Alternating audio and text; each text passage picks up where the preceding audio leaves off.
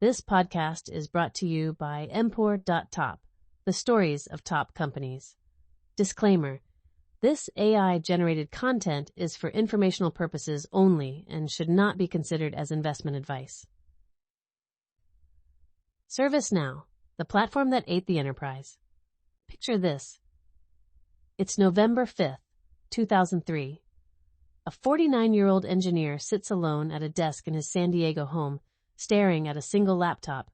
Fred Luddy has just quit his job, his savings are running low, and he's given himself an ultimatum. Start a company today or give up the dream forever. What happens next will reshape how every Fortune 500 company operates, creating a $200 billion empire from what began as glorified help desk software. ServiceNow today stands as an American software giant based in Santa Clara, California, supplying a cloud computing platform that orchestrates automated business workflows across the world's largest enterprises. But that clinical description misses the magic. This is the story of how a bankrupt engineer's obsession with simplicity became the operating system for modern business. A platform so powerful it makes Salesforce look like a point solution. The central question driving our narrative: how did help desk software built by a solo founder at 49 become a $200 billion workflow automation empire that runs everything from Coca-Cola's supply chains to the U.S. Department of Defense's operations? We'll trace three distinct eras of leadership: Fred Luddy's founder vision, Frank Slootman's operational excellence, and Bill McDermott's platform empire, each building on the last to create something unprecedented in enterprise software.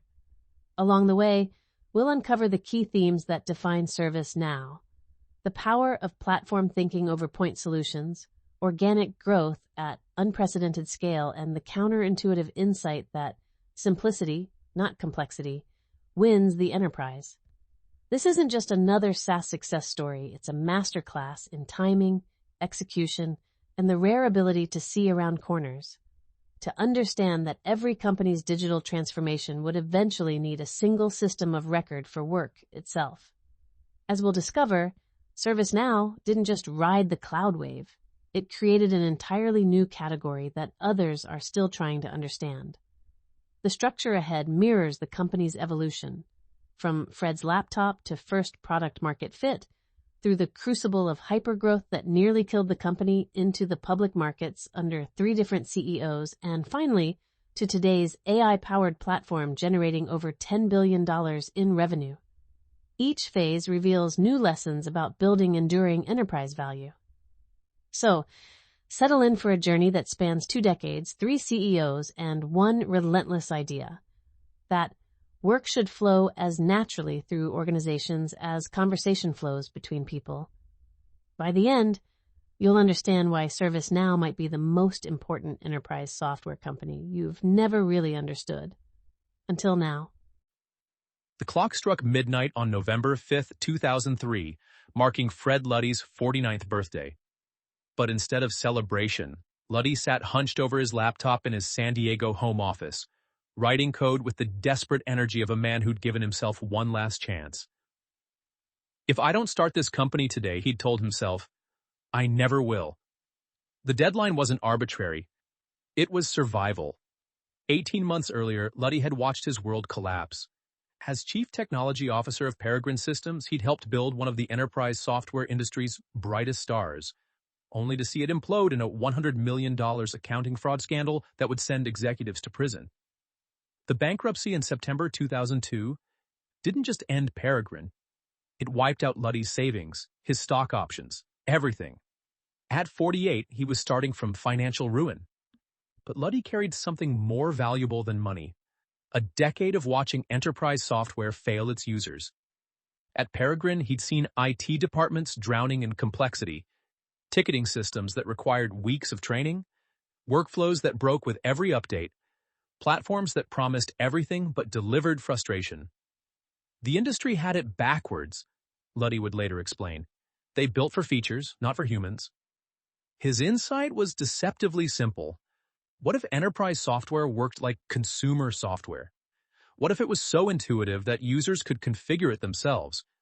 not just for IT tickets, but for any business process that involved moving work from person to person.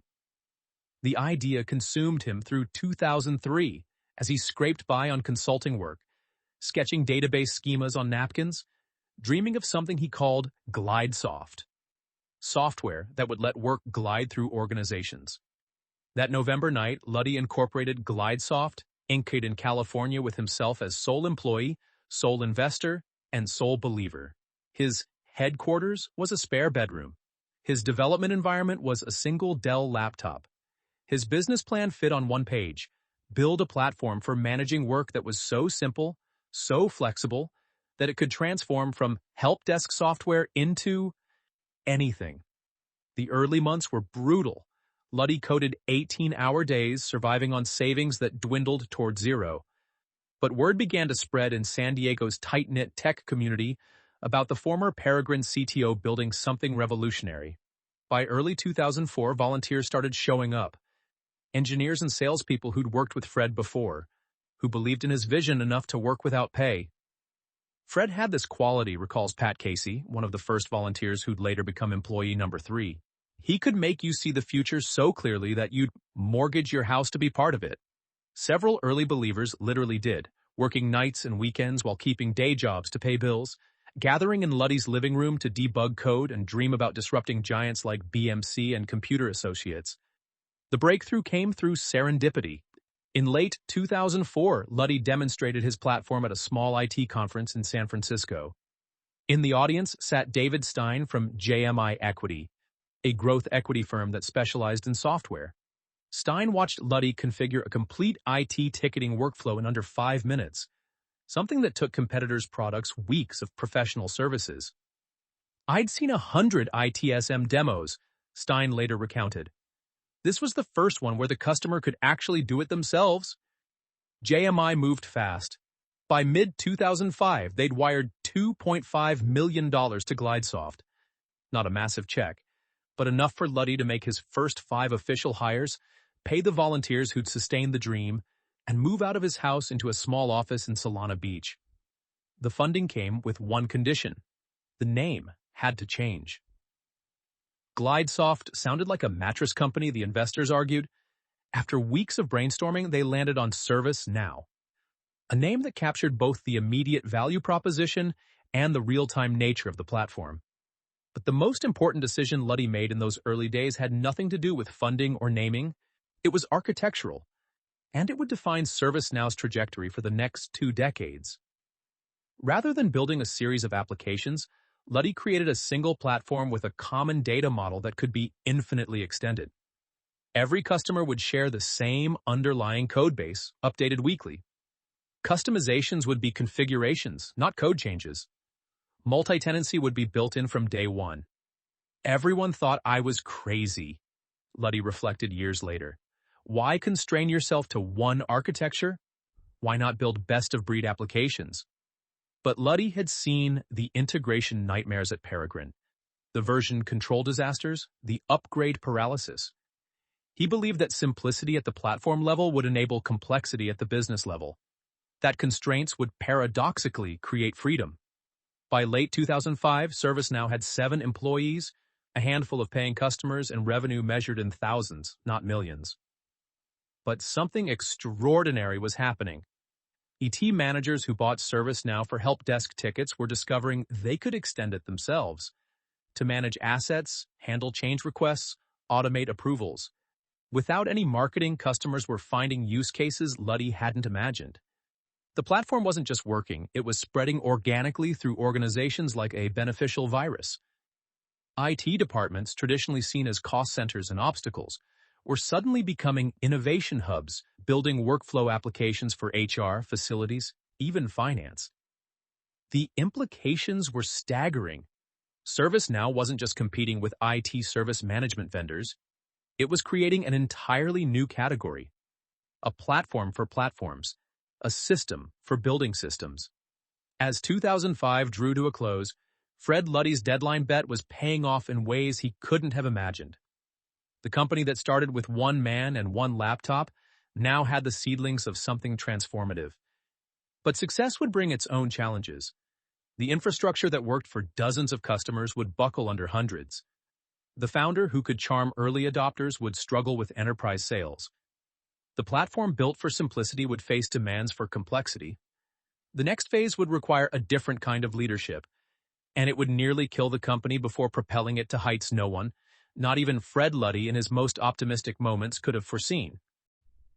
The YouTube homepage loaded slowly on Fred Luddy's laptop in early 2007. But when the video finally played, he couldn't believe what he was seeing.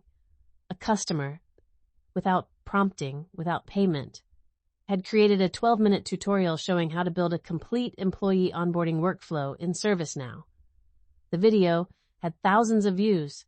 IT managers were teaching each other how to extend his platform into areas Luddy had never imagined. That's when I knew, he'd later say. We weren't selling software anymore. We were leading a movement. By 2007, ServiceNow had reached $13 million in revenue and finally moved into proper Silicon Valley offices in San Jose. But the numbers only told part of the story. Between 2005 and 2009, revenue exploded from $850,000 to over $45 million. A 170% compound annual growth rate achieved with just $7.5 million in total venture funding. Even more remarkably, the company had been profitable since 2007, generating cash from operations while most SaaS companies burn through hundreds of millions. The secret was ServiceNow's platform approach, which turned every customer into a product development partner. Starting with IT service management as the beachhead, the company had discovered something profound. IT departments weren't just buyers. They were builders. Given the right tools, they'd extend ServiceNow far beyond help desk tickets into every corner of the enterprise. Fred's genius wasn't technical, explains Don Schuerman, an early customer who became a board advisor. It was anthropological. He understood that IT managers were frustrated creators, trapped maintaining systems instead of building them. ServiceNow gave them superpowers. The platform's simplicity was its strength. While competitors like BMC Remedy required armies of consultants and months of implementation, ServiceNow could be deployed in days. The entire platform ran on a single architecture. One database schema, one user interface framework, one workflow engine.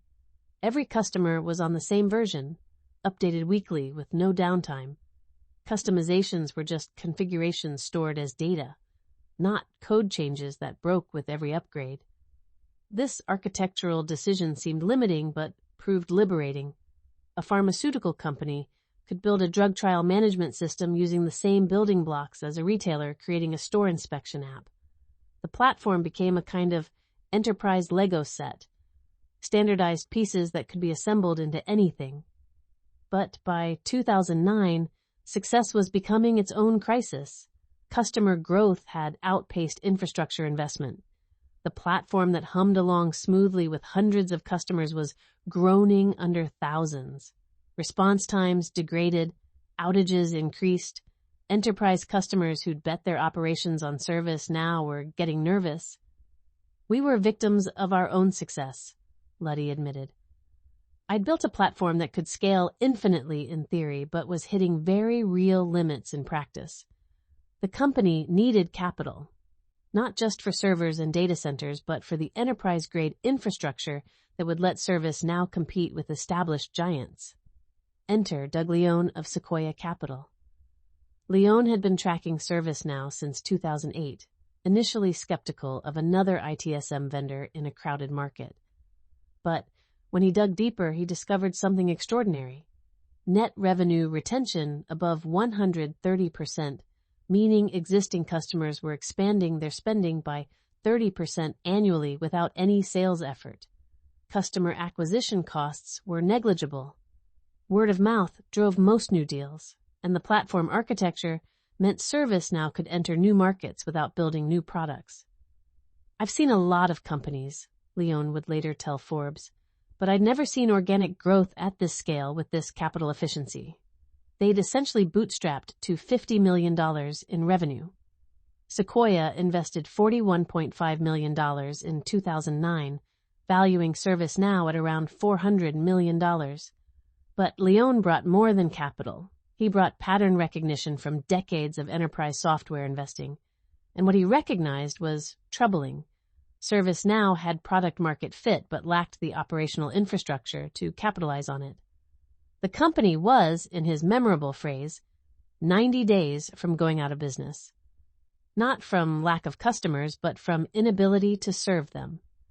The infrastructure rebuild of 2010 to 2011 was ServiceNow's crucible moment. The company migrated from managed hosting to building its own data centers. It redesigned the platform's core architecture for multi-region deployment. It implemented enterprise-grade security, compliance, and disaster recovery, all while maintaining 99.9% uptime for existing customers and continuing to ship weekly updates. But the biggest challenge wasn't technical. It was cultural. ServiceNow had thrived as a product-led company where customers discovered value themselves. Now, enterprise sales teams were demanding traditional proof of concepts, RFPs, and complex pricing negotiations. The company that had succeeded by being different was being forced to become more like everyone else. Luddy struggled with this transition. The founder who'd built ServiceNow on simplicity watched as enterprise requirements added complexity. The CEO, who'd managed by walking around a single office, now had hundreds of employees across multiple locations. The visionary who'd imagined a new way of working was spending his days in budget meetings and board presentations. By late 2011, ServiceNow faced an inflection point. VMware had offered $2.5 billion to acquire the company, a staggering return for a business with less than $100 million in revenue. The board was tempted. Luddy was exhausted. The enterprise transformation was only half complete. But Doug Leone saw something others missed. The IT service management market was just the tip of the iceberg. Every large company had dozens of departments that needed workflow automation. The real opportunity wasn't selling to IT. It was using IT as a wedge to transform entire enterprises. ServiceNow could become not just a successful software company, but a platform as fundamental as Windows or AWS. Leone convinced the board to reject VMware's offer. But he had one condition. ServiceNow needed a CEO who could transform a brilliant product into a world-class company. Someone who understood enterprise sales, could build scalable operations, and had the presence to sell to Fortune 500 CEOs. That search would lead to one of the most successful leadership transitions in Silicon Valley history, and the beginning of ServiceNow's transformation from promising startup to enterprise software giant. The platform Fred Luddy had built in his spare bedroom was about to meet the operator who could take it global. Frank Slootman's first day as ServiceNow CEO in April 2011 began with him sprawled on the data center floor at 2 a.m., personally debugging a critical outage that had taken down half their customers. "I'd never seen a CEO literally under the raised floor pulling cables," recalled David Schneider, the infrastructure head who'd been there all night. "But Frank looked at me and said, 'This is my problem now. Every customer outage is my problem.'" Slootman had arrived with a reputation as Silicon Valley's ultimate turnaround artist, the executive who'd transformed Data Domain from near bankruptcy to a $2.4 billion EMC acquisition. But what he found at ServiceNow was worse than advertised. Doug Leone's assessment of 90 days from going out of business was optimistic. Customer churn was accelerating. The platform couldn't handle enterprise workloads. Most alarmingly, employee turnover had reached 30% as engineers fled what felt like a sinking ship. "I was terrified to check my email every morning," Slootman would later write in his book, Amp It Up. Each day brought new disasters. Major customers threatening to leave, systems failing, employees quitting. We weren't scaling, we were dying. The company was literally starving for resources. Despite explosive customer demand, R&D spending was less than 2% of revenues, a fraction of what mature software companies invested. Sales and marketing were practically non-existent. The entire finance team was 3 people managing spreadsheets. ServiceNow had achieved product-market fit but lacked every other component of a scalable business. Slootman's first 100 days became Silicon Valley legend. He fired half the leadership team within a month, recruiting enterprise veterans from his network. He killed dozens of pet projects to focus engineering on platform stability. Most controversially, he eliminated the company's unlimited vacation policy and free lunch program. "We're not Google," he told an all-hands meeting. "We're at war, and wars aren't won by comfortable soldiers." The cultural transformation was jarring. Luddy's service now had been collaborative, consensus-driven, engineering-led. Slootman's service now became metrics-obsessed, sales-driven, and brutally competitive. Every Friday, he published a company-wide email listing the top and bottom performers by name. Meetings started with revenue dashboards. Product roadmaps were dictated by enterprise customer demands, not technical elegance. "Frank didn't destroy Fred's culture," clarifies Mike Scarpelli, the CFO Slootman recruited from Data Domain. "He militarized it." The mission remained the same: transform how work flows through organizations. But now we had the discipline to actually deliver on that mission. The operational overhaul was systematic. Slootman divided it into 3 phases: stabilize the platform, professionalize the organization, and accelerate growth. Each phase had specific metrics and deadlines. Miss them and you were gone. Deliver and you were rewarded with equity packages that would eventually mint hundreds of millionaires. Platform stabilization came first. Slootman hired John Donahoe's former eBay infrastructure team, who rebuilt ServiceNow's architecture for true multi-region deployment. They implemented automated testing that reduced bugs by 90%. They created separate development, staging, and production environments. Basic practices ServiceNow had somehow survived without. Within 6 months, platform availability improved from 97% to 99.95%. The go-to-market transformation was even more dramatic. Slootman recruited Alan Marks from Oracle to build an enterprise sales force. Where ServiceNow had relied on inbound interest and inside sales, Marks deployed hunters who could navigate Fortune 500 procurement processes.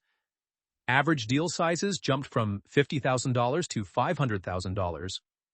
The sales cycle lengthened, but win rates improved. Most importantly, ServiceNow started winning competitive deals against BMC, California, and HP. But Slootman's masterstroke was expanding beyond IT service management. He recognized that ServiceNow's platform could address any service delivery model. HR onboarding, facilities management, legal workflows, finance operations. These weren't new products, but new configurations of the same platform. The total addressable market exploded from $5 billion in ITSM to $50 billion across all shared services. Every large company has the same problem, Slootman explained to investors. Work gets stuck between departments, emails get lost, spreadsheets don't talk to each other. ServiceNow becomes the connective tissue, the platform where work actually happens. This vision required massive investment. R&D spending increased from $15 million to over $100 million annually. The company hired 500 engineers in 18 months. But unlike typical Silicon Valley growth stories, Slootman demanded profitability alongside growth. ServiceNow had to earn the right to invest by delivering results. Every dollar spent had to generate $3 in revenue within 18 months. The pressure was relentless. Engineers worked weekends to ship releases. Sales reps who missed quotas were terminated immediately. Even successful employees described the culture as intense, exhausting, and exhilarating in equal measure. But they also described it as winning. By late 2011, the transformation was showing results.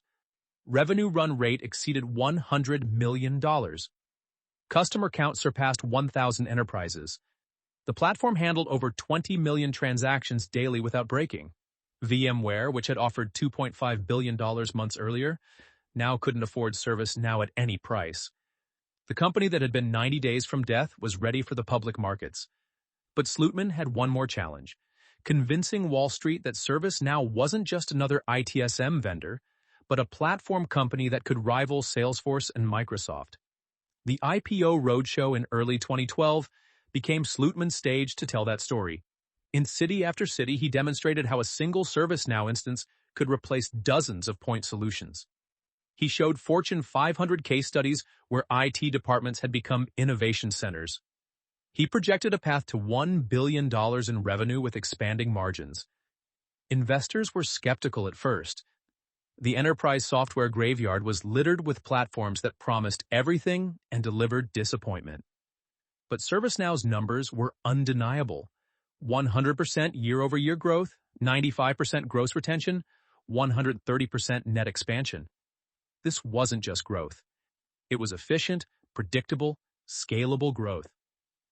March 2012 would mark ServiceNow's debut on the public stage. The company that Frank Slootman had found on life support was about to become one of the most successful IPOs of the decade. But the real story wasn't the financial engineering or operational excellence. It was the transformation of Fred Luddy's simple insight. That work should flow naturally through organizations, into an execution machine that could deliver on that promise at global scale. The rocket ship was no longer at risk of exploding. Now it was ready for orbit. The Morgan Stanley trading floor erupted at 9:30 a.m. on June 29, 2012, as ServiceNow's stock price shot from its $18 IPO price to $25 within minutes of trading. Frank Slootman, watching from the NYSE podium, allowed himself exactly 3 seconds of celebration before turning to his CFO. Great, now we have to deliver on everything we promised, quarterly. ServiceNow's IPO had raised $210 million at a $2.96 billion valuation, but the context made it even more remarkable. This was Morgan Stanley's first major tech IPO since the Facebook debacle just weeks earlier. A catastrophic debut that had wiped out billions in value and triggered lawsuits. The banks were gun-shy, investors were skeptical. The IPO window was essentially frozen. "We deliberately priced conservatively," Slootman later explained. "I wanted a pop. I wanted momentum. I wanted every employee to see their equity worth more on day one than when they joined." The strategy worked. Shares climbed 37% on the first day, creating instant paper wealth for hundreds of employees who'd survived the Slootman transformation. But the public markets brought new pressures. The company that had operated in relative obscurity now faced quarterly scrutiny from Wall Street analysts who questioned everything. Why was ServiceNow trading at 15x revenues when established players like Oracle traded at 4x? How could they justify 70% growth rates? When would competition from Salesforce or Microsoft crush them? Slootman's response was characteristically blunt. At his first earnings call, an analyst asked about profitability timelines. "We could be profitable tomorrow," he shot back. "We choose to invest in growth. Every dollar we don't invest in sales and R&D is a dollar of future revenue we're leaving on the table. When growth slows below 30%, we'll optimize for profits. Until then, we're optimizing for market share." This growth at all costs strategy was controversial, but calculated. ServiceNow's platform economics were extraordinary. 97% gross retention meant customers almost never left. 130% net retention meant they expanded spending automatically. And 80% gross margins meant each dollar of revenue was highly profitable. The math was simple. Invest heavily upfront to acquire customers who would pay back for decades. The market opportunity justified aggressive investment. Internal analysis showed Fortune 2000 companies averaged 175 different applications for managing work. Everything from Excel spreadsheets to custom-built systems. ServiceNow could consolidate these into a single platform. If they captured just 10% of this spend, it represented $50 billion in potential revenue. The execution delivered spectacular results. By 2013, ServiceNow's market cap had reached $6 billion. By January 2014, it hit $8.95 billion, and by October 2014, crossed the symbolic $10 billion threshold, validating Doug Leone's prediction that ServiceNow could become Sequoia's next decacorn. The platform expansion strategy was working beyond expectations. Human resources departments discovered they could build employee onboarding workflows in days, not months. Finance teams automated expense approvals and vendor management. Legal departments created contract review processes. Each new use case attracted more departments, creating a virtuous cycle of adoption. We'd enter a company through IT, but within 18 months we'd be running workflows for every shared service, explains Mark Settle, CIO of Okta and an early ServiceNow customer. The platform became like electricity, invisible but essential. You didn't think about ServiceNow until it went down and then everything stopped working. The numbers validated the strategy. Revenue grew from $93 million in 2011 to $683 million by 2015, a 65% compound annual growth rate. More impressively, this growth came almost entirely from organic expansion. While competitors like Salesforce grew through acquisitions, ServiceNow built everything on its single platform. The company that had started with 5 engineers now employed over 3,000 people globally. But success brought new challenges. The stock's meteoric rise, from $18 at IPO to over $90 by 2015, created expectations that became increasingly difficult to meet. Growth rates, while still impressive at 40 to 50% annually, were decelerating from the triple-digit pace of earlier years. Competitors were finally waking up to the platform opportunity. And most concerning, Frank Slootman was getting restless. Frank's a sprinter, not a marathoner, a board member later explained off the record. He lives for the 0 to 1 moment, the transformation from chaos to excellence. Once ServiceNow became predictable, he started looking for his next challenge. The signs were subtle at first. Slootman delegated more responsibilities to his lieutenants. He spent less time with customers and more time on his ranch in Montana. In earnings calls, his legendary fire seemed dimmed. The executive who'd once terrorized and inspired in equal measure was going through the motions. By early 2017, with ServiceNow's valuation reaching $14 billion, Slootman made it official. He was stepping down as CEO. The company needed someone who could take it from $1 billion to $10 billion in revenue, who understood the nuances of platform ecosystems, who could navigate the politics of Fortune 100 procurement. The board's choice surprised everyone. John Donahoe, the former eBay CEO who'd been on ServiceNow's board since 2014. Donahoe was the anti-Slootman. Collaborative where Frank was confrontational, strategic where Frank was tactical, diplomatic where Frank was direct. The cultural whiplash would be severe. But Donahoe brought something Slootman couldn't: the patience and political capital to transform ServiceNow from a disruptor into an incumbent. The company that had succeeded by breaking rules now needed to right them. The platform that had grown through viral adoption now needed to become enterprise infrastructure. As Slootman cleaned out his office in April 2017, he left behind a company transformed. Revenue had grown from $100 million to nearly $2 billion. Market cap had expanded from $3 billion to $14 billion. The platform that had nearly died in 2011 now ran mission-critical workflows for 4,000 enterprises. But his greatest legacy wasn't the numbers. It was proving that Fred Luddy's vision, a single platform for all work, wasn't just possible, but inevitable. The only question now was whether ServiceNow could maintain its momentum without the driving force that had propelled it into orbit. John Donahoe's first all-hands meeting as ServiceNow CEO in April 2017 felt like a group therapy session after years of boot camp. "You can exhale now," he told the assembled employees with a warm smile. "We're going to run just as fast, but we're going to enjoy the journey."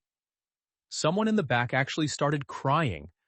Whether from relief or fear of change, nobody was quite sure. The contrast with Slootman couldn't have been starker. Where Frank had ruled through fear and metrics, Donahoe led through empathy and vision. Where Frank had optimized for quarterly results, Donahoe talked about decade-long transformation.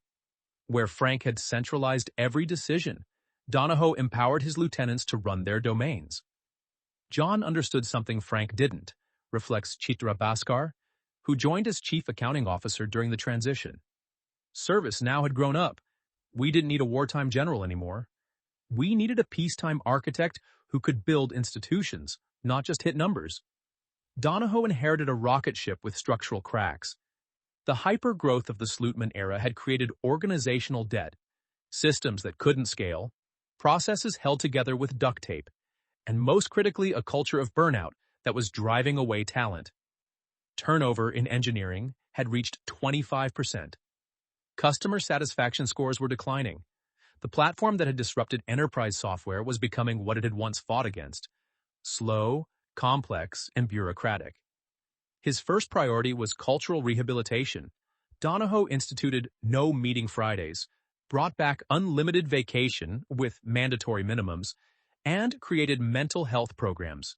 He promoted diverse voices to leadership positions, breaking up the Franks guys' inner circle that had run everything.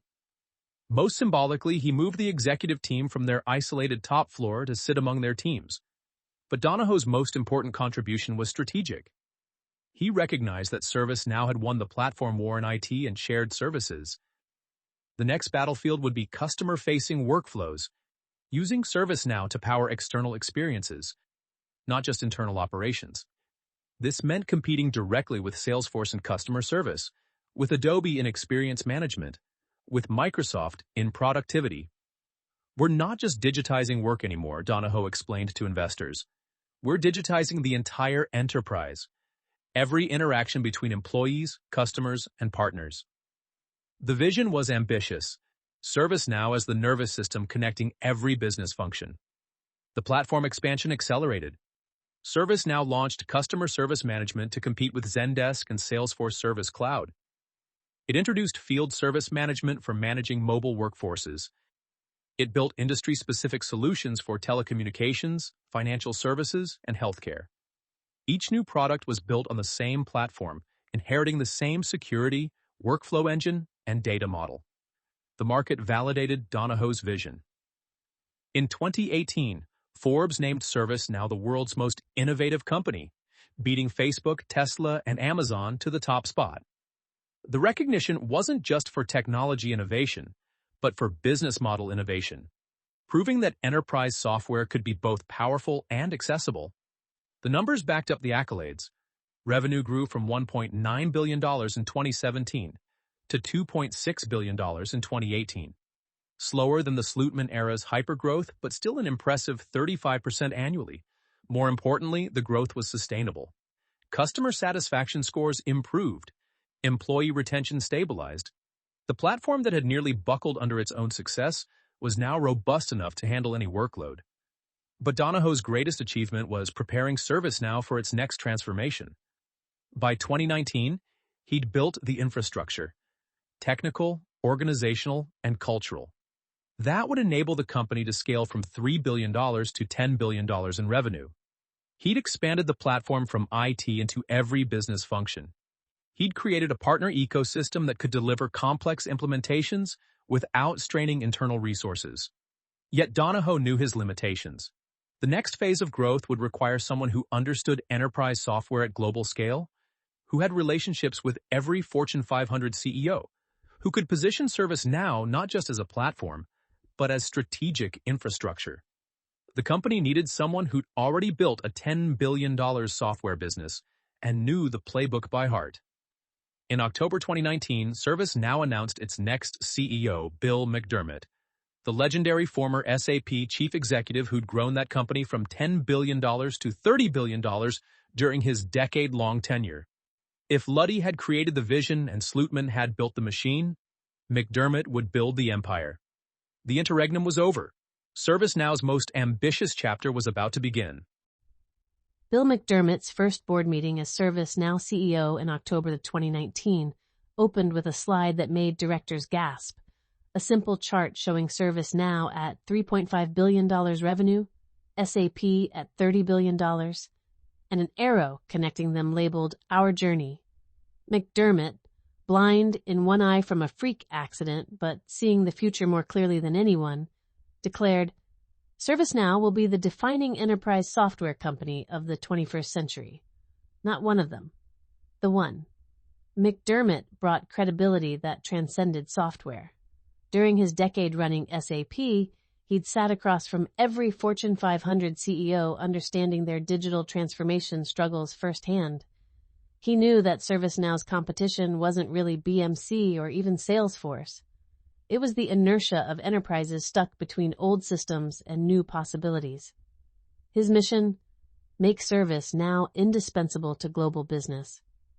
Bill didn't just bring experience, recalls Gina Mastantuono, the CFO he recruited from SAP. He brought urgency. In his first week, he visited 10 customers. By month's end, he'd restructured our entire go-to-market strategy. The message was clear: we're not playing for market share anymore. We're playing for market dominance. The numbers tell the story of McDermott's transformation. ServiceNow crossed $10 billion in revenue in 2024, growing subscription revenue at a 26% compound annual growth rate under his leadership. But raw growth only hints at the strategic revolution underneath. McDermott transformed ServiceNow from a platform company into what he calls a workflow empire, the essential infrastructure on which modern business operates. His first major move was counterintuitive.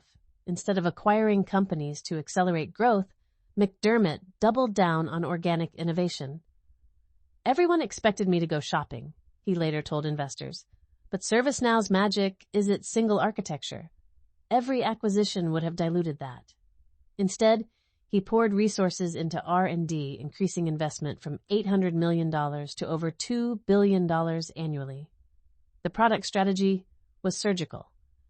McDermott identified 3 megatrends reshaping enterprise technology: employee experience, accelerated by remote work; customer experience, digitization of every touchpoint; and operational resilience, supply chain visibility, and risk management.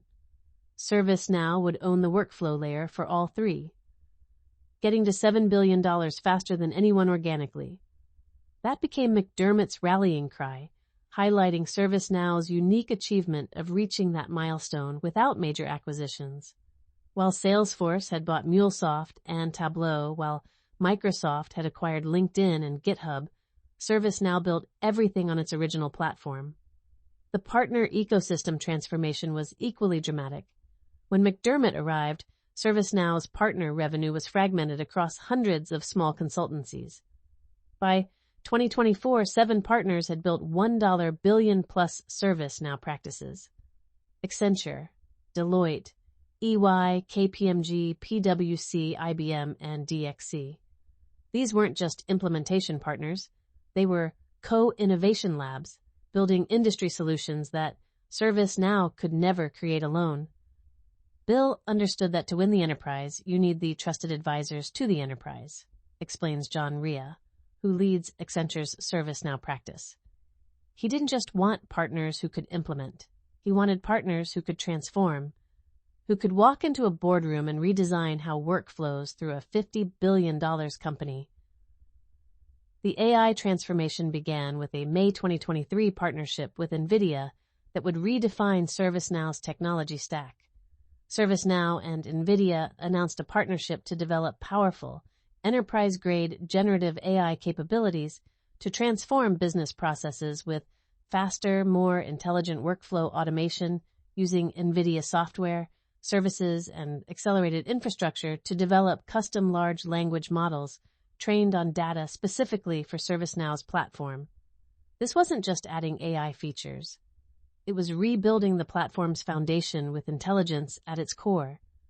Now, Assist became ServiceNow's generative AI brand, embedding intelligence into every workflow. IT agents could generate code from natural language descriptions. HR teams could create employee communications instantly. Customer service representatives could resolve issues with AI-suggested solutions. By 2024, thousands of enterprises were using Now Assist, generating millions of AI interactions daily. But McDermott's masterstroke was positioning ServiceNow as the platform for AI agents, autonomous software that could execute complex business processes without human intervention. While competitors focused on chatbots and copilots, ServiceNow built infrastructure for AI agents that could manage entire workflows, processing invoices, handling customer returns, orchestrating supply chains. The one company strategy unified everything. Instead of separate business units competing for resources, McDermott created a single go-to-market engine. Every salesperson could sell every product. Every partner could implement every solution. Every customer success manager understood the entire platform. This operational simplicity enabled ServiceNow to maintain industry-leading sales efficiency even at massive scale. International expansion accelerated under McDermott's leadership. In October 2024, ServiceNow announced plans to invest $1.5 billion, £1.15 billion, into its UK business over the next 5 years, expanding its London and Newport data centers with NVIDIA GPUs for local processing of LLM data. This wasn't just infrastructure investment. It was a strategic bet on AI sovereignty and local data processing that European customers increasingly demanded. The financial results validated McDermott's strategy. Revenue grew from $3.5 billion when he joined to over $10 billion by 2024, nearly tripling in 5 years while maintaining the operational discipline that had defined ServiceNow since the Slootman era. The company that had once struggled to serve hundreds of customers now powered workflows for 85% of the Fortune 500. Bill brought something unique, observes Pat Gelsinger, CEO of Intel and a ServiceNow board member. He understood that enterprise software isn't about features. It's about outcomes. Every decision was filtered through one question. Does this help our customers transform their business? The cultural transformation under McDermott was subtle, but profound. Where Slootman had created warriors and Donahoe had created healers, McDermott created builders. The company's mission evolved from making workflow to making the world work better for everyone. A broader mandate that encompassed not just efficiency, but human impact. Employee programs reflected this philosophy. McDermott instituted dream jobs, where employees could propose any role that would add value to ServiceNow and create it themselves. He launched ServiceNow University to train millions of professionals on the platform. He committed to achieving net zero emissions by 2030, turning ServiceNow into a leader in sustainable technology. But perhaps McDermott's most lasting contribution will be his vision for AI agents. While competitors built copilots that assisted humans, ServiceNow built agents that replaced entire workflows. An AI agent could handle a customer service case from initial contact through resolution. Another could manage employee onboarding from offer letter through first-day orientation. These weren't chatbots. They were digital workers that understood context, made decisions, and learned from outcomes. By 2024, ServiceNow had deployed thousands of AI agents across its customer base, collectively handling millions of transactions that previously required human intervention. The implications were staggering. Not just cost savings, but fundamental reimagination of how work gets done. As McDermott enters his 6th year leading ServiceNow, the company stands at another inflection point. The platform that started as help desk software now orchestrates work for the world's largest organizations. The AI agents that seemed like science fiction are becoming business reality. The vision of ServiceNow as the defining enterprise software company of the 21st century no longer seems hyperbolic. It seems inevitable. Inside ServiceNow's Executive Briefing Center in Santa Clara, a Fortune 100 CIO watches in amazement as her company's entire IT infrastructure, 15,000 applications, 200,000 employees, operations across 50 countries, renders as a living, breathing visualization on a massive screen. Every workflow pulses with real-time data. Every bottleneck glows red. Every automation opportunity sparkles green. This isn't just monitoring, she whispers to her team. This is X-ray vision for the enterprise. ServiceNow's platform as a service model with per-seat pricing starting at $100 per month seems deceptively simple. But beneath that simplicity lies one of the most sophisticated enterprise architectures ever built. A single platform that can morph into thousands of different applications without fragmenting into chaos. The modular approach divides the platform into 4 core workflows: IT, where it all began, employee, HR and workplace services, customer, service management, and creator, low-code development. But calling them modules understates their interconnection.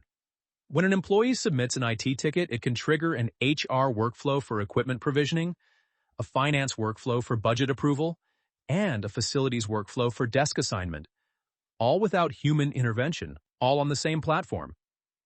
The genius isn't in what ServiceNow does, explains Adrian Cockcroft, former VP of Cloud Architecture at AWS and a ServiceNow advisor. It's in what it doesn't do. By maintaining a single data model, a single security framework, a single workflow engine, they've avoided the integration nightmare that plagues every other enterprise. The platform packages different suites of applications into modules tailored to various business processes, including governance, risk management, compliance, audit, business continuity planning, disaster recovery, vendor management, and environmental, social, and corporate governance, with many modules interconnected. This interconnection creates compound value.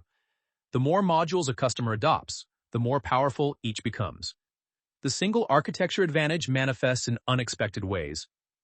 When COVID-19 hit, ServiceNow customers could build employee health screening apps in days, not months, because the building blocks already existed. When supply chain disruption struck, companies created vendor risk management workflows by reconfiguring existing templates. When remote work exploded, IT service delivery transformed overnight without replacing any systems. The database strategy represents perhaps ServiceNow's most underappreciated innovation. Unlike traditional enterprise software that treats data as an afterthought, ServiceNow built data management into the platform's foundation. Every transaction, every workflow, every interaction generates structured data that feeds back into the system, making it smarter over time. We call it the configuration management database, but that's like calling the internet a network of computers, notes Chris Beatty, ServiceNow's Chief Information Officer. It's really a living model of how the entire enterprise operates. Every asset, every relationship, every dependency, updated in real time. This data foundation enabled ServiceNow's AI transformation to proceed faster than competitors. While others struggled to prepare data for machine learning, ServiceNow had 20 years of structured workflow data ready for training. The platform didn't need to bolt on AI. It could embed intelligence into every workflow naturally. The evolution from predictive to generative to agentic AI happened in stages, each building on the last.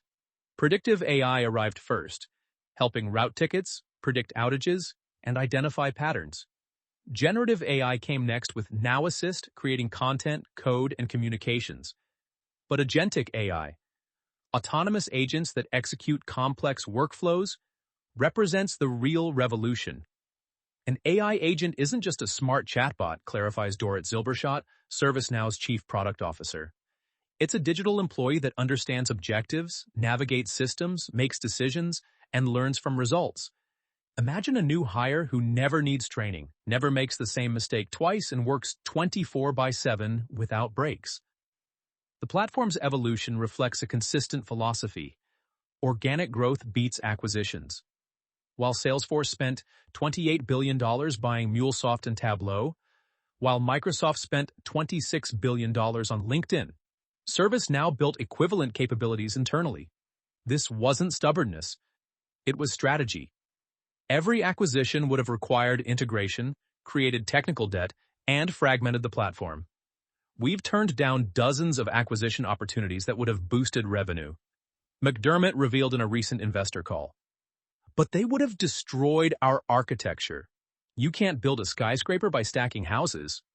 The creator workflow represents ServiceNow's most ambitious bet, democratizing application development. Using low-code tools, business users can build sophisticated applications without writing traditional code. But unlike standalone low-code platforms, these applications inherit ServiceNow's security, scalability, and integration capabilities automatically. A pharmaceutical company used Creator to build a clinical trial management system in 6 weeks, a project that traditionally would have taken 2 years and millions of dollars. A retailer created a store inspection application that coordinated across 5,000 locations. A bank built a loan origination workflow that reduced processing time from days to hours. The platform economics are compelling, with a renewal rate of 98%. Customers almost never leave. The switching costs aren't just financial, they're organizational. Once workflows are embedded in ServiceNow, extracting them would be like performing surgery on a living organism. But the real moat isn't lock-in. It's continuous value creation.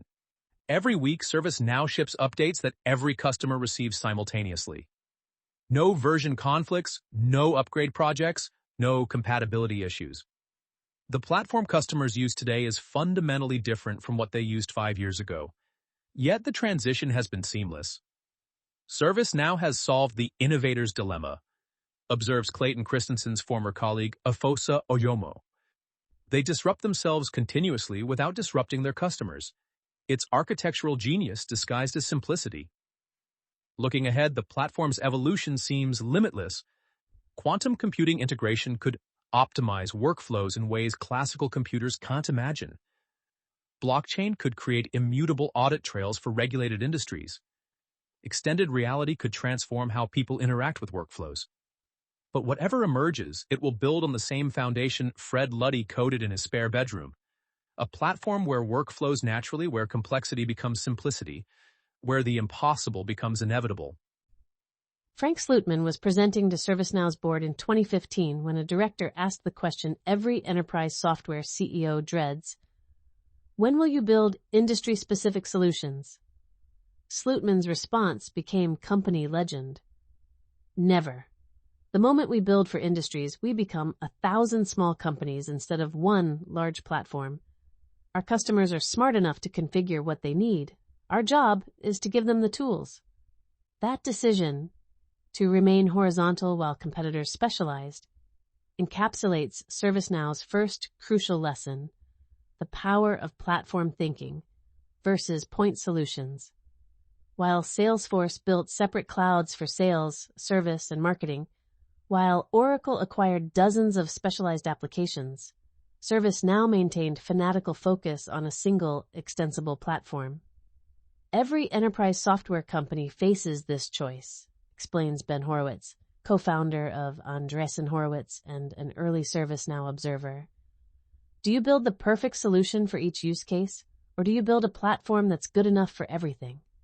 ServiceNow proved that good enough plus infinite flexibility beats perfect every time. The second lesson emerged from Fred Luddy's original insight: simplicity scales, complexity fails. In enterprise software, the temptation to add features is overwhelming. Every customer wants something different. Every sales rep promises customization. Every competitor announcement triggers feature envy. ServiceNow resisted all of it. Fred had this rule, recalls an early engineer: if a feature took more than one sentence to explain, we wouldn't build it. If a workflow required more than 5 steps to configure, we'd redesign it. If a screen had more than 7 elements, we'd simplify it. Constraints created creativity. This simplicity obsession paid compound dividends. Training costs stayed low, adoption rates stayed high, support tickets stayed manageable. While competitors required armies of consultants for implementation service, now customers could self-implement in weeks.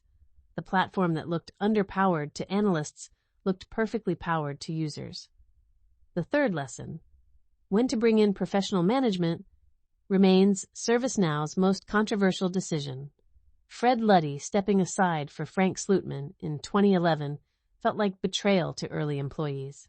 The founder who'd created the vision was being replaced by an operator who cared only about execution. Fred made the hardest decision any founder can make, reflects Reid Hoffman, LinkedIn founder and a student of scaling companies. He recognized that the skills that create a company aren't the skills that scale it. Most founders can't let go. Fred let go at exactly the right moment, late enough that the vision was encoded in the product, early enough that operational excellence could unlock its potential. The transition timeline was critical. Too early, and Slootman would have destroyed the innovation culture before product market fit. Too late, and ServiceNow would have collapsed under its own growth.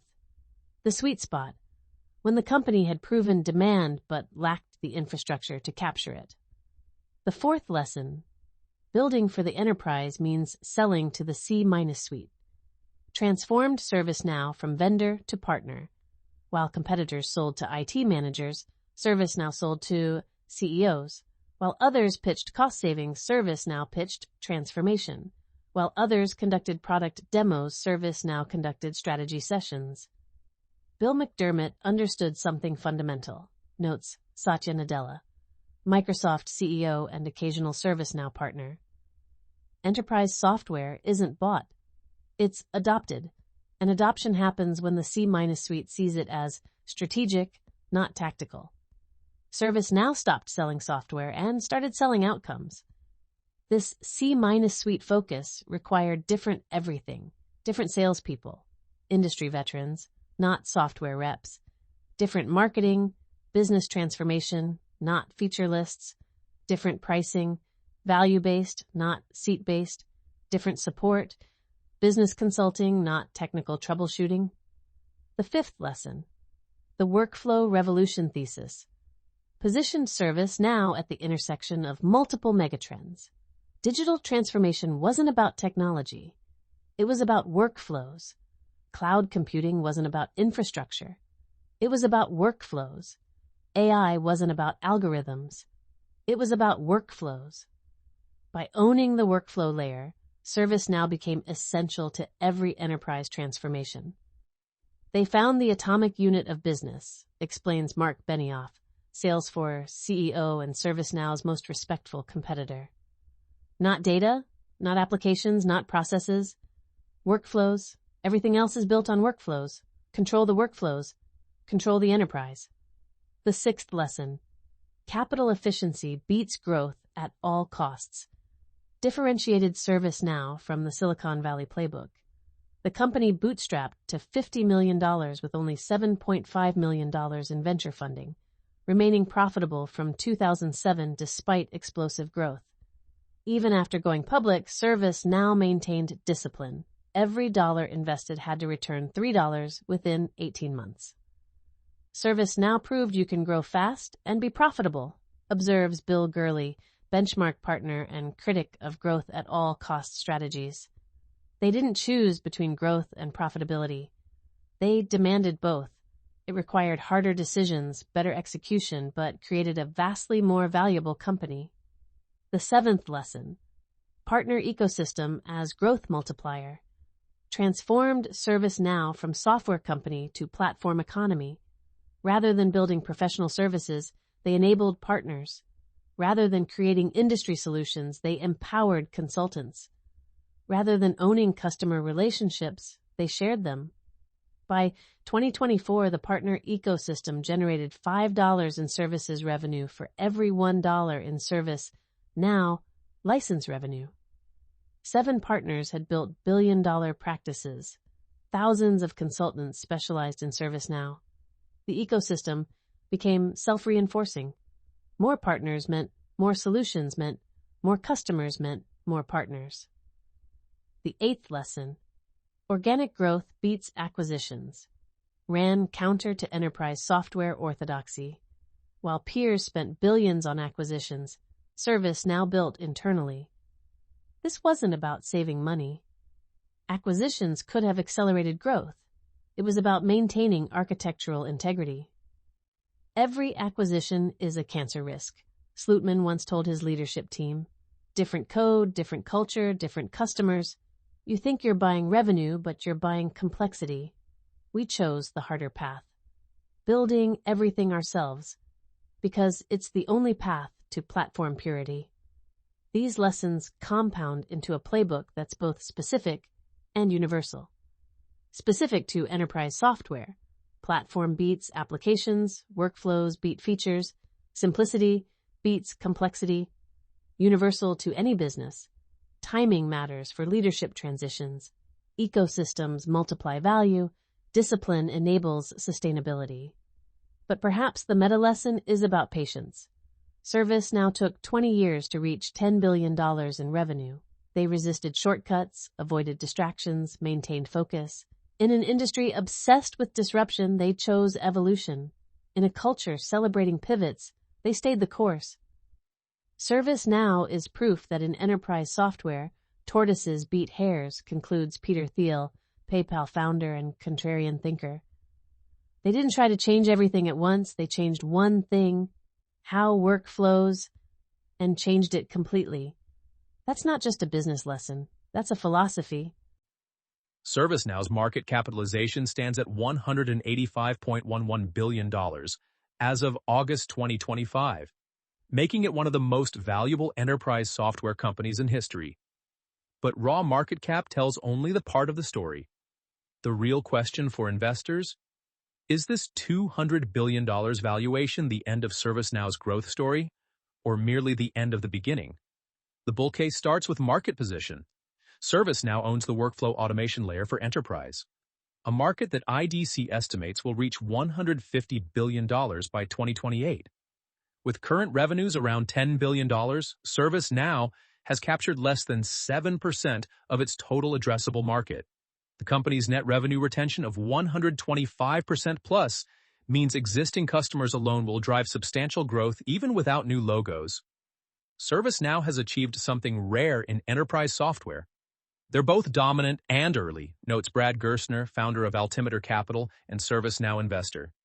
They're the clear leader in workflow automation, but workflow automation itself is still nascent.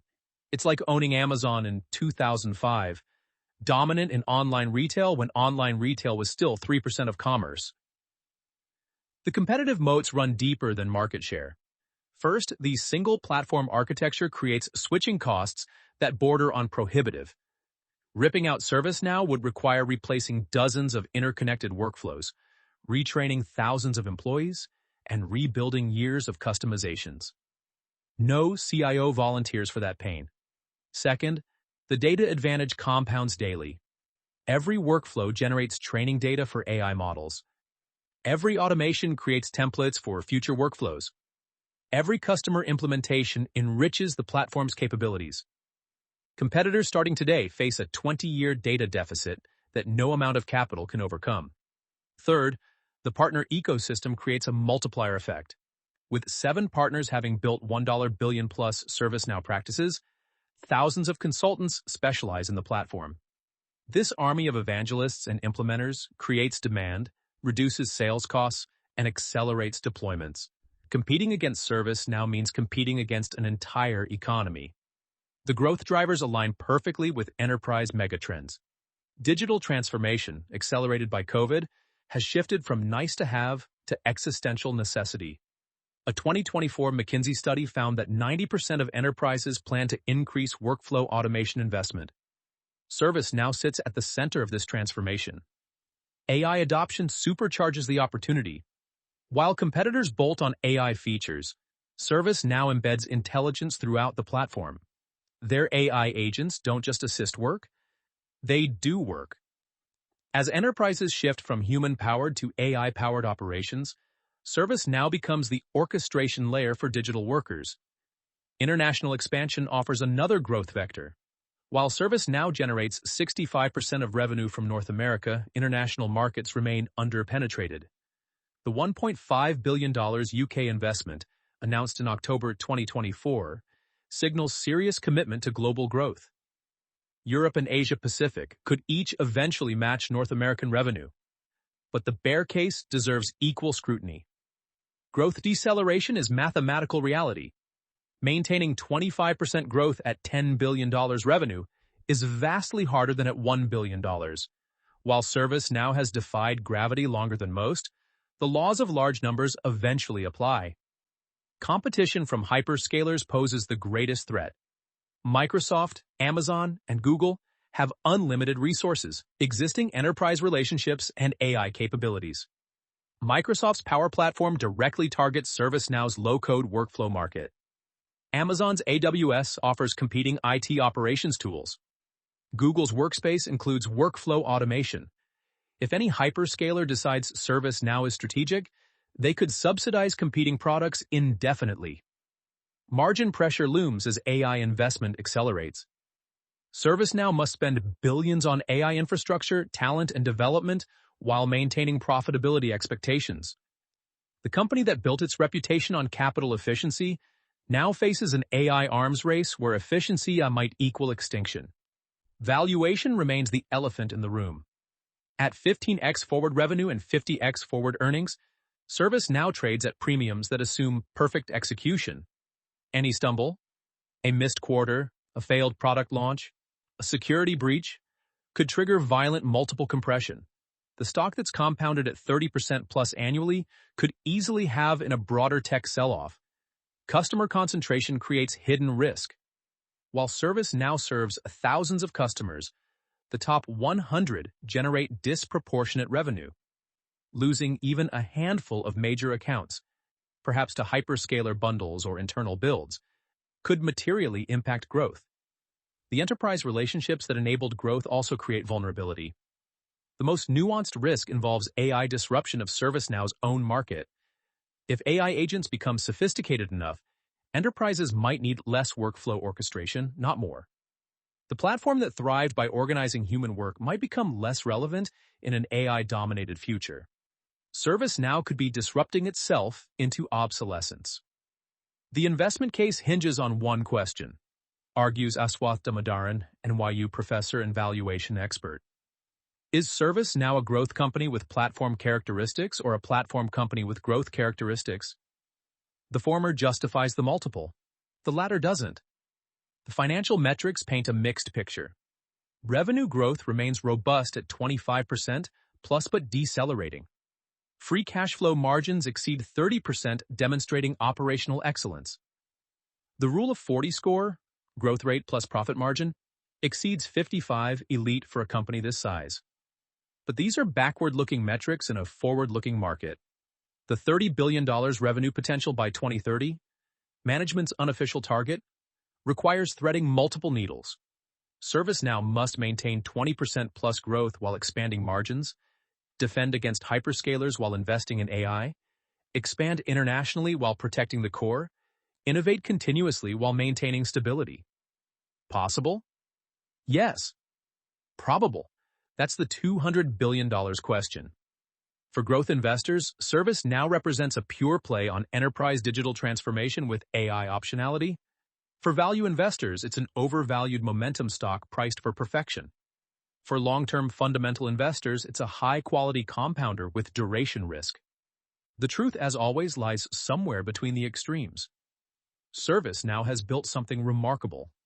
A platform that's both essential and extensible, profitable and growing, dominant and expanding. But remarkable companies can still be unremarkable investments if the price reflects more than perfection. Bill McDermott stood before 20,000 attendees at ServiceNow's Knowledge 2024 conference. The Las Vegas Convention Center transformed into a temple of enterprise transformation.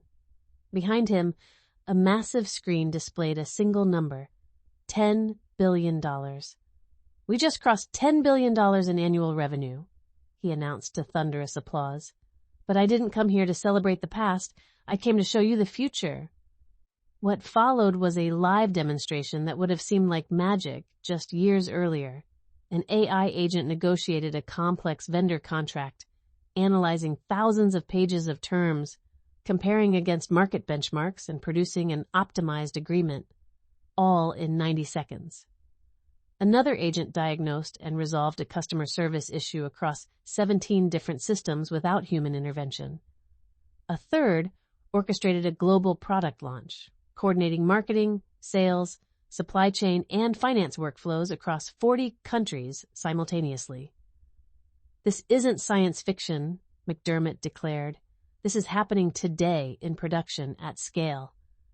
ServiceNow crossed $10 billion in revenue in 2024 and grew its subscription revenue at a 26% compound annual growth rate from 2020 to 2024.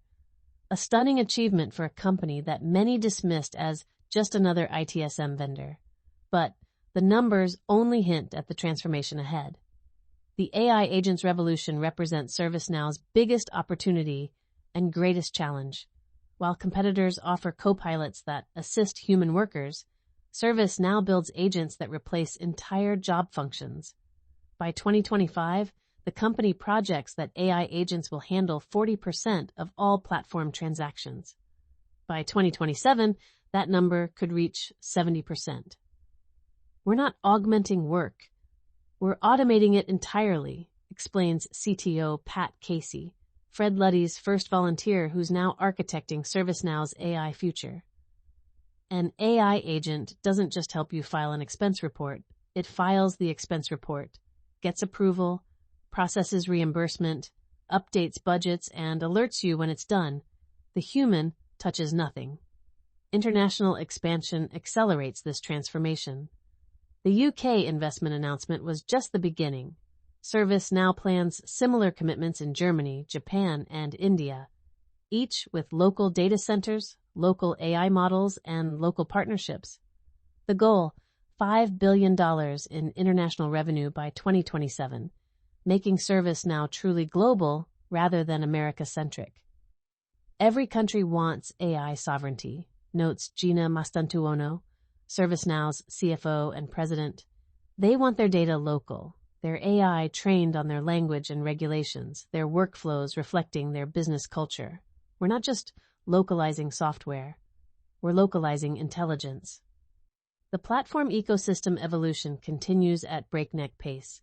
ServiceNow announced partnerships with every major consultancy to create industry-specific solutions. Accenture built a banking platform that handles everything from account opening to loan origination. Deloitte created a healthcare system that manages patient journeys from admission to discharge. PwC developed a manufacturing solution that orchestrates entire supply chains. These aren't templates or configurations. They're complete business operating systems built on ServiceNow. A bank can now deploy a full digital transformation in months, not years. A hospital can revolutionize patient care in weeks, not decades. A manufacturer can reimagine operations in days, not quarters. But the boldest bet involves reimagining ServiceNow itself.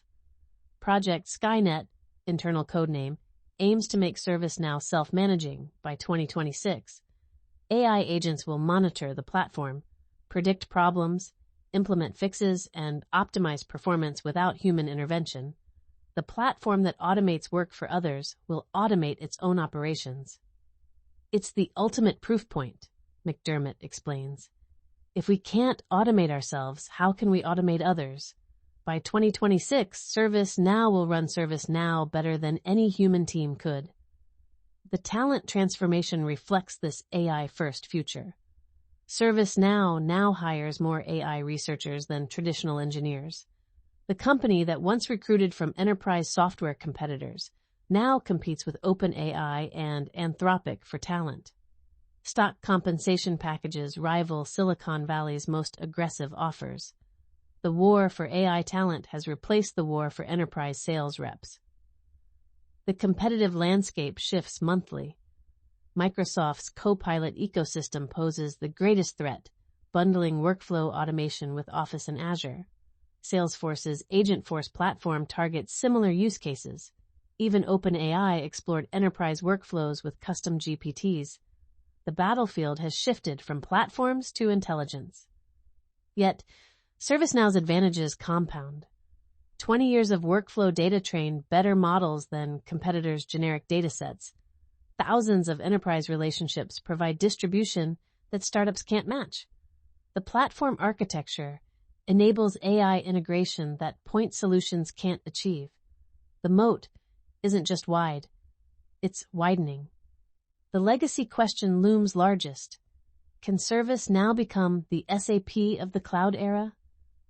SAP defined enterprise resource planning for the on-premises generation, reaching $200 billion market cap at its peak.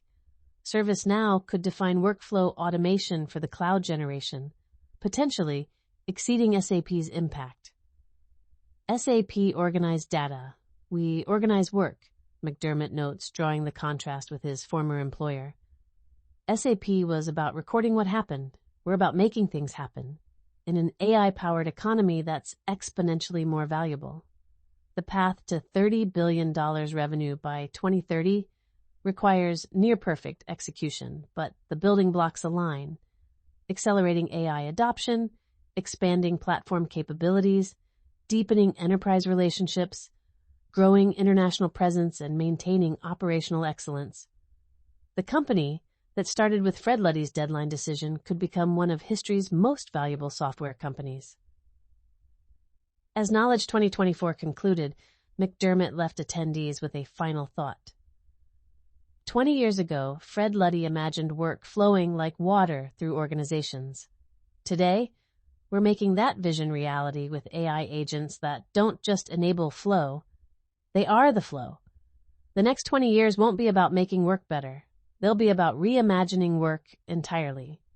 The assembled crowd, CIOs managing trillion-dollar companies, consultants billing billions in ServiceNow practices, engineers building the future of automation, rose in standing ovation. They weren't just applauding a presentation, they were acknowledging a transformation. ServiceNow had evolved from automating IT tickets to automating intelligence itself. The platform that ate the enterprise is now developing an appetite for something bigger: the future of work itself. ServiceNow exceeds Q4 2024. Expectations announces $3 billion, buyback ***. ServiceNow closed out 2024 exceeding Q4 expectations with AI fueling a top-to-bottom reordering of the enterprise technology landscape. The company delivered 21% subscription revenue growth in Q4 2024, reaching $2.866 million in Q4 2024 subscription revenues. Full year 2024 results showed the company crossed $10 billion in revenue in 2024 and grew its subscription revenue at a 26% compound annual growth rate from 2020 to 2024. The board authorized additional repurchases of up to $3 billion of common stock under the share repurchase program, with the primary objective of managing the impact of dilution. For 2025, ServiceNow guided to subscription revenue between $12.635 billion and $12.675 billion, representing 20% year-over-year growth at the midpoint. AI Agent Revolution accelerates enterprise adoption. GenAI net new ACV stepped up meaningfully in Q4 as the number of Now Assist Service Desk deals grew over 150% quarter-over-quarter. The company announced the latest breakthrough in the ServiceNow platform, positioning it as the AI Agent Control Tower, with a powerful new AI Agent Orchestrator to harmonize teams of AI agents working across tasks, systems, and departments, plus thousands of pre-built AI agents for every workflow. ServiceNow is beginning to shift more of its business model to include elements of consumption-based monetization across its AI and data solutions, including new AI agents in Pro Plus and Enterprise Plus SKUs, foregoing upfront incremental new subscriptions to instead drive accelerated adoption and monetize increasing usage over time. Customer base expands with major enterprise wins. The company now has 2,109 customers with more than $1 million in annual contract value, ACV, representing 12% year-over-year growth, and nearly 500 customers with more than $5 million in ACV, representing 21% year-over-year growth. In Q2 2025, ServiceNow reported 89 transactions over $1 million in net new annual contract value in Q2, and ended the quarter with 528 customers with more than $5 million in ACV, representing approximately 19.5% year-over-year growth. As of 2024, ServiceNow supports over 8,400 organizations worldwide, including 85% of Fortune 500 companies. The platform's reach extends across industries, with one U.S. federal government customer accounting for 11% of revenues according to the 2024 annual earnings report. Strategic partnerships drive innovation. ServiceNow announced major technology partnerships throughout 2024. ServiceNow and Microsoft announced a Now Assist and Copilot integration for a seamless enterprise experience. ServiceNow and IBM introduced a Now Platform and IBM watsonx integration to help customers accelerate workflow productivity. And ServiceNow and NVIDIA showcased together on stage the potential of AI avatars for employee and customer service. The partner ecosystem continues to strengthen, with 2024 ServiceNow Partners of the Year awards, recognizing the dedication and investment partners have made to expand the ServiceNow ecosystem. With partners showing up in a major way, putting their innovation on display, and bringing ServiceNow products to market in new and exciting ways. Executive leadership changes position for growth. ServiceNow announced executive role expansions including Gina Mastantuono as President and Chief Financial Officer, reflecting the company's focus on scaling operations. Mastantuono was named President while continuing as CFO in 2025, after leading the company through its $10 billion revenue milestone. Industry recognition and market position. ServiceNow continues to receive industry accolades. The company was again recognized on the Fortune-registered trademark World's Most Admired Companies 2025 trademark list and earned a spot in the American Opportunity Index, ranking number 1 in the software category and number 5 overall out of nearly 400 companies. Additionally, ServiceNow ranked second on the Forbes Most Trusted Companies in America 2025 list. Gartner named ServiceNow as a leader for AI applications in IT service management, ITSM, and enterprise low-code application platforms for the 5th consecutive year. ServiceNow also was named a leader in the Forrester Wave trademark Task-Centric Automation Software Q4 2024. Long-form analysis and research. 1. ServiceNow, the $200 billion workflow revolution. Morgan Stanley Research, 2024. Comprehensive analysis of ServiceNow's platform economics and competitive positioning. 2. From IT tickets to AI agents, ServiceNow's transformation. McKinsey Digital, 2024. Deep dive into ServiceNow's evolution and enterprise digitalization impact. 3. The platform that ate enterprise software. Harvard Business Review, 2023. Strategic analysis of ServiceNow's platform approach versus traditional enterprise software. 4. ServiceNow's AI strategy beyond automation. Gartner Research, 2024. Evaluation of ServiceNow's AI capabilities and roadmap. 5. Digital workflows, the new enterprise operating system. Forrester Research, 2024. Industry analysis positioning ServiceNow in the broader digital transformation context. 6. ServiceNow versus hyperscalers, David and the Goliaths, IDC MarketScape, 2024. Competitive analysis of ServiceNow versus Microsoft, AWS, and Google. 7. The economics of workflow automation, BCG Digital Ventures, 2023. ROI analysis and case studies of ServiceNow implementations. 8. ServiceNow's partner ecosystem, a $50 billion economy. Accenture Research, 2024. Analysis of the ServiceNow partner ecosystem and its economic impact. 9. From founder to empire, leadership transitions at ServiceNow. Stanford Business School case study. 2023. Academic analysis of ServiceNow's leadership evolution. 10. The single platform advantage, ServiceNow's architecture. MIT Sloan Management Review, 2024. Technical and strategic analysis of ServiceNow's platform architecture. Books and extended reading. Amp It Up by Frank Slootman, 2022. The Former ServiceNow, CEO's Playbook for Hypergrowth. Winner's Dream by Bill McDermott, 2014. Current CEO's Leadership Philosophy.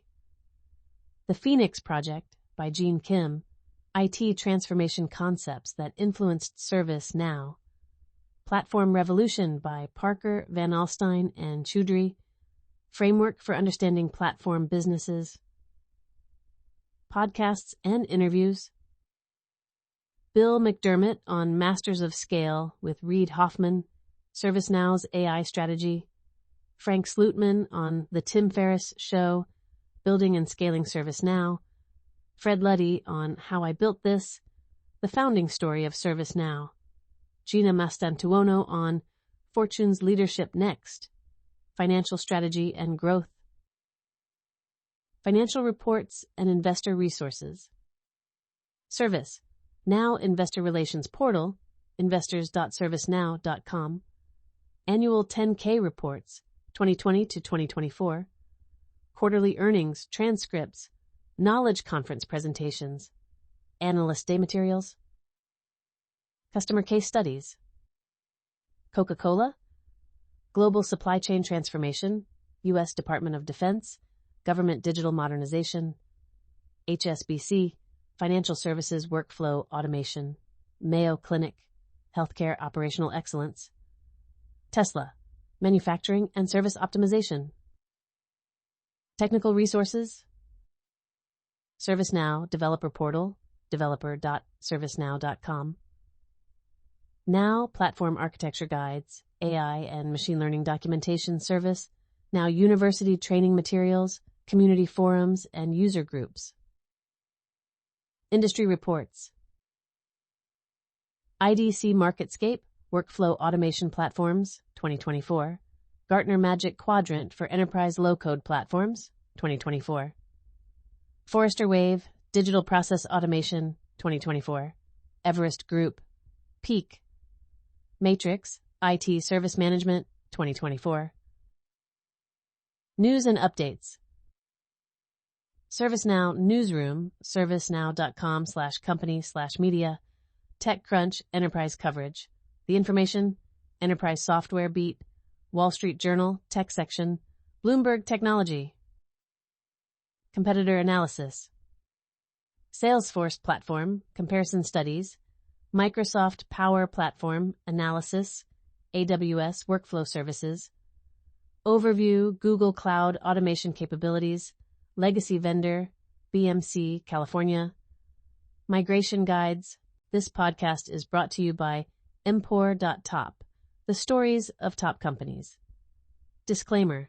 This AI-generated content is for informational purposes only and should not be considered as investment advice.